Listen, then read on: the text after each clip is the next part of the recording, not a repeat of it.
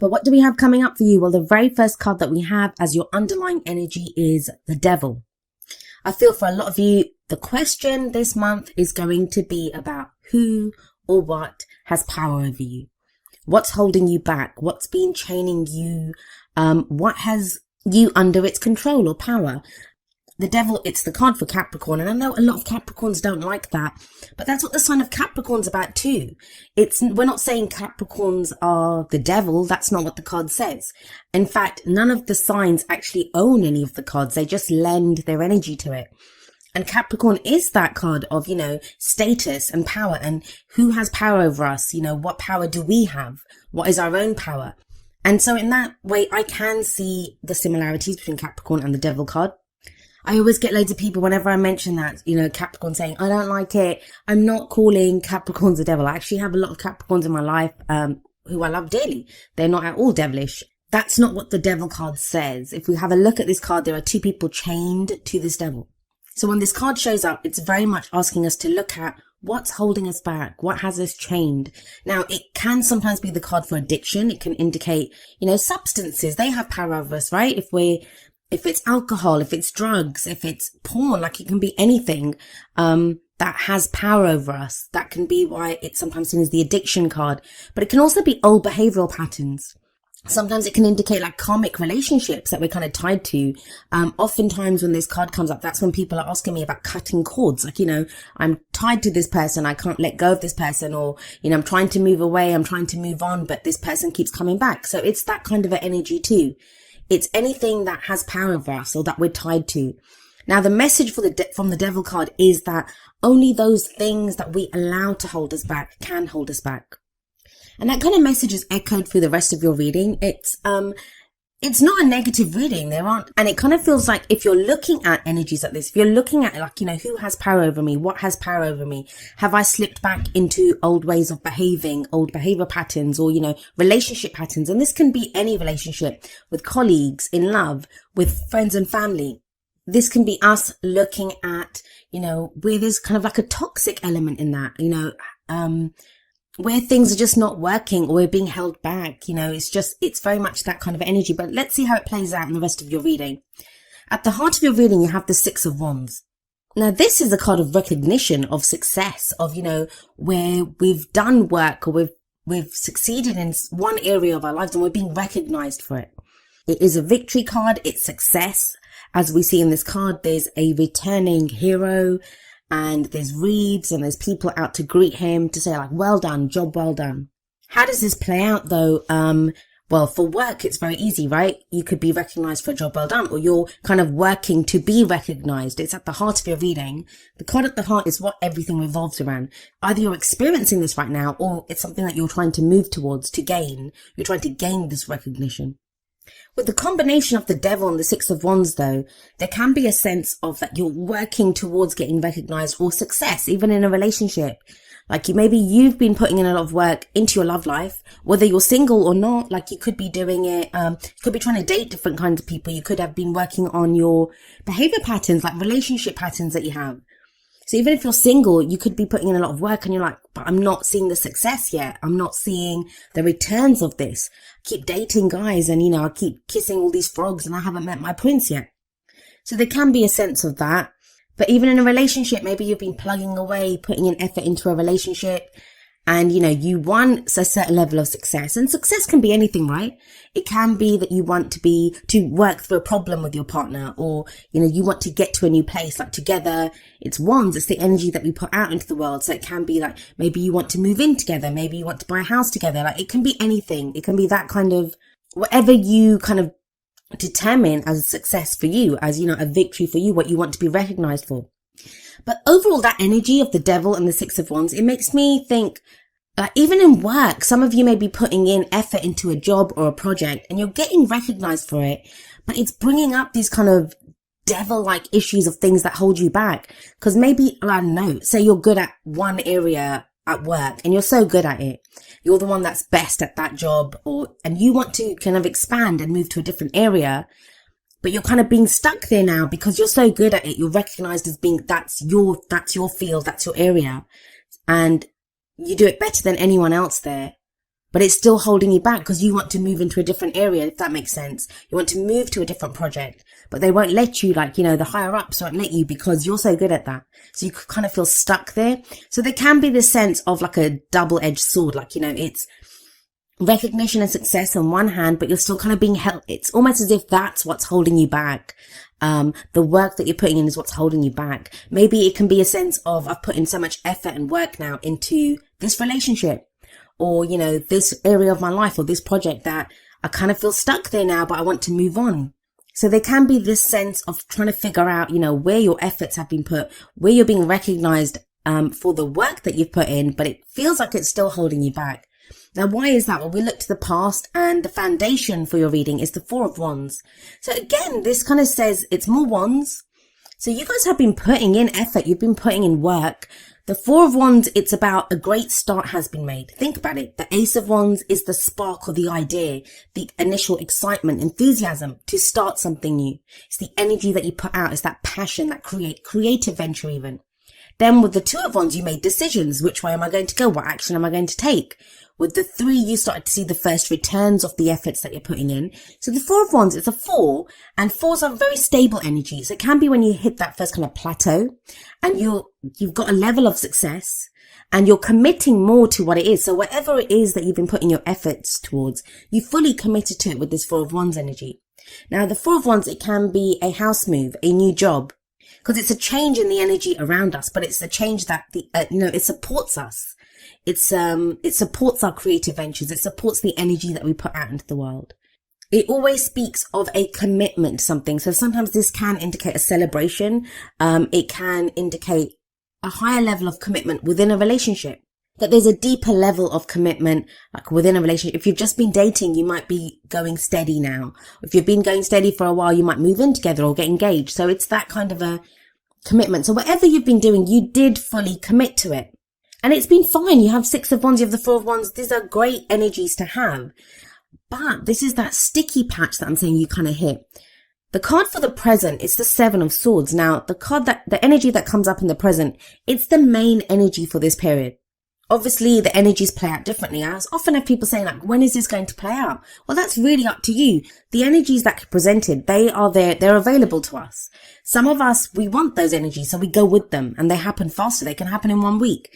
Others of us, we resist it, or we don't want that. So then we select a different way of doing things, and that's viable too. That's good. We have free will. We can choose what we want to do. Some energies are easier to dodge than others. But I do usually say that the energy that comes up in the present is the main energy for this period. And this is the Seven of Swords. Now, the Seven of Swords is often called the liar, cheater, deception card. It's that thief in the night. So this is going to play out differently for all of you. And remember, the energies that come up here, they're not always your energies. They can be the energies if you're closely linked to someone right now, if you're working very closely with someone, or you've got kind of relationship stuff going on. This can be the other person's energies. Now, I'm not saying to you guys that are in relationships that your partner is lying to you, although there can be lies and deception when the Seven of Swords comes out. But whenever I see this card, I always think the reason it comes up, because it's being shown to us, right? It will be presented to you, like those lies, that deception, or whatever it is that someone's been trying to avoid, it becomes unavoidable. Because the Seven of Swords can sometimes be a risk that we don't want to take. So it isn't always, it can be like not someone just lying to us or we're having to deal with someone else's deception. It can be us kind of deceiving ourselves almost, like, we're saying, no, we don't need to do that right now, or I don't need to face that right now, because it's a risk that we don't want to take. Because think about it, this guy is off on this camp in the middle of the night stealing the swords. And swords represent our thoughts, our beliefs, our ideas, and how we communicate them. So this can be sometimes, those kind of how we're kind of trying to talk ourselves out of something, or I don't really need to do this. There is this kind of element of comfort zones coming up. And I do feel that. I feel that there's been effort put in with the Six of Wands, with the Four of Wands. There's been effort put in, whether that's a relationship, a job, something that you've put in a lot of time, effort, energy. You've been working on this. You've been working on yourself. And now you've hit that point where you're like, you've hit like your boundary. It's your comfort zone. And you're thinking, do I want to go beyond this? And that's kind of the energy that's coming up, especially with the devil coming up there. But it's time to really look at what's holding you back. Is it your fears that are holding you back? The people that you're dealing with, are they being honest with you? What you're being told. And you'll know this with the Seven of Swords coming up, with the devil coming up there. there is a sense of knowing of, that this doesn't seem right, or, what's the reason that I don't want to deal with this? What's the reason that I'm not ready to risk this? With that Four of Wands, somebody might have proposed to you. Like, this is just one example of how the energies can play out. Someone may have proposed to you, or, offered you a level of commitment and you were fine with it, but now you're feeling something's not right with this.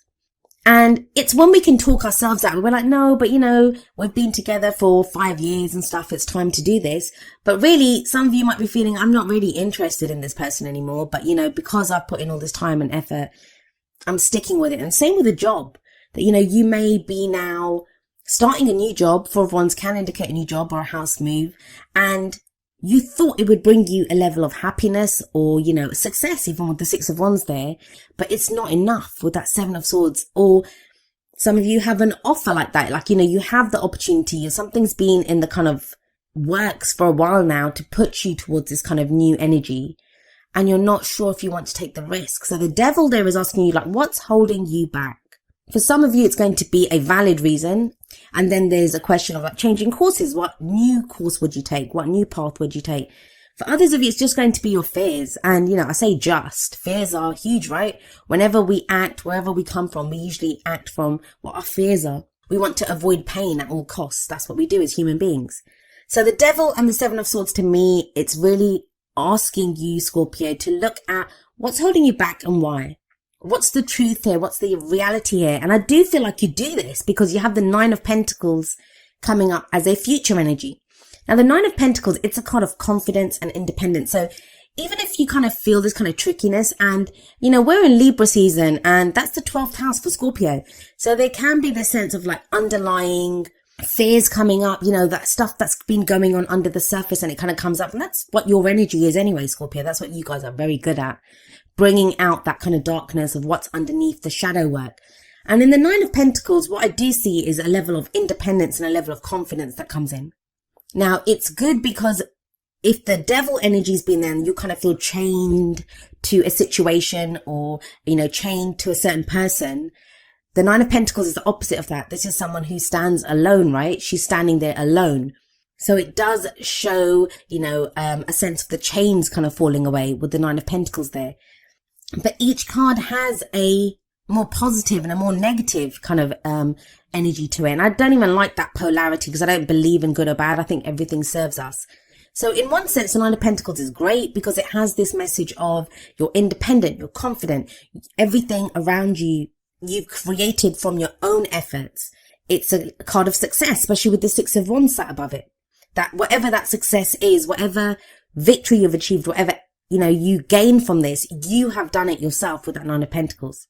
But with the Seven of Swords coming before this, it can sometimes be very easy to get stuck in that garden. Like, what do I mean by that? Well, in the Nine of Pentacles, we see this beautiful garden. Like we see here, this woman's walking on a path of pentacles. She has created all of that. But it can indicate a safe space sometimes. Like, that I've created all of this. I've got this level of success now. But it can become a gilded cage. Like you don't want to break out of that. It's like, it's nice here. I made this. I created this space, this safe space. I want to stay here. And the Nine of Pentacles then sometimes says it's time to break out of that. It's time to break, to look outside of the garden, to look at the world beyond this, that you can expand your garden. You can have more than this. It's a very kind of simple, clear message that's coming through. It's very much speaks of looking at, your boundaries, your comfort zone. What are you breaking out of? And I do kind of feel like a lot of you are going to be staring that right in the face this month and deciding that, I want more than this. I want to break out of this. I want, a deeper level of commitment in my relationships. I want more from my work. And also looking at what's been holding you back. Like, if you haven't been able to get that relationship that you want or get that level of commitment, has something been holding you back? Have you not been committing fully? With work as well, like, have you just been doing that job because it's easier and it pays the bills and stuff? Or is it time now to break out of that, to take a risk? Seven of Swords, it can be about taking a risk. So what's the advice here? What are the cards telling you? We look at the crowning energy for that. And that's, how do we achieve our goals, our aims, our ambitions? And you have the Queen of Swords here. So now some of you may be dealing with an air sign. The Queen of Swords can represent an Aquarius, Gemini, or Libra. But the way the kind of cards have been going, it's very personal energies coming up. I feel for a lot of you, this is you becoming very clear on what your truth is. The Queen of Swords is sometimes known as the heartbreak queen. Like, she's gone through every difficult experience that you can imagine. But she's turned those experiences, those difficult experiences, she's turned them into knowledge. Like, she now knows what to do. She's like, I've survived all of this. I know the answers. She's very good at making decisions.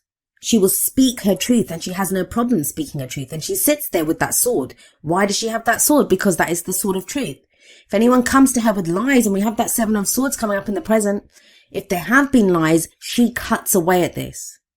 So there is this sense of going from a place of where, things may have not been on the up and up. Things may not have been clear, but by the end of the month, things are very much, much clearer with the Queen of Swords there. She speaks the truth. She only deals with the truth, and she doesn't play. Like, she doesn't care.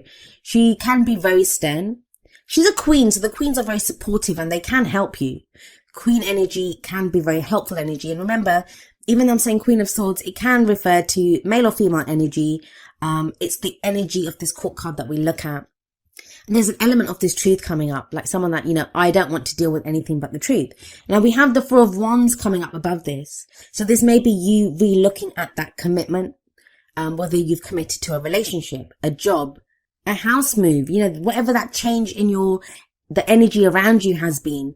You're looking at that without your rose tinted glasses on, like really looking at it and thinking, what is the truth here and what do I really want? Now, the combination of the 9 of Pentacles and the Queen of Swords, that is a very confident energy to have. This is kind of setting forward, knowing what you want, being able to make those difficult decisions. It's a much freer energy than what the Devil was showing at the beginning, which is being tied to something. Let's have a look at the advice that we have for you from your oracle cards. The very first card that comes up is heart-to-heart conversations. Honestly discuss your feelings with each other. And maybe that's where the 7 of Swords energies come up. Maybe that's where, we realize that we haven't been completely honest with other people. And it doesn't have to be kind of nefarious. It doesn't have to be any dark intent there.